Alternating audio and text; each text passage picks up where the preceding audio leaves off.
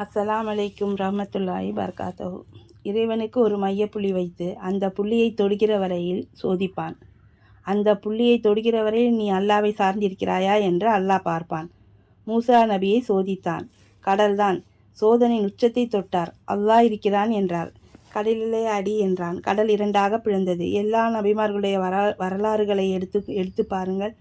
நோயின் உச்சத்திற்கு செல்கிறார் அய்யூப் அலைஹிஸ்ஸலாம். பொறுமையை காக்கிறார். அல்லாவை சார்ந்திருக்கிறார். அல்லாஹ் நோயை குணப்படுத்துகிறான். யூனுஸ் அலைஹிஸ்ஸலாம் ஒரு கட்டத்தில் தவறிழைத்துவிட்டு மீன் வயிற்றுக்குள் சென்ற பிறகு அல்லாவிடத்தில் கையேந்துகிறார். அவன் அவரை விடுவித்தான். கவலைப்படாதீர்கள், நிச்சயமாக அல்லாஹ் நம்மோடு இருக்கிறான். நீ மனம் தளர்ந்து விடாதே, கவலைப்படாதே. நீங்கள் இறைவனை நம்பி இருந்தால் நீங்கள் தான் வெற்றி பெறுவீர்கள். இப்ராஹிம் நபியை நெருப்பு குண்டத்தின் மீது போடும்போது காப்பாற்றினானே, அந்த இறைவன் தான் நம் இறைவன்.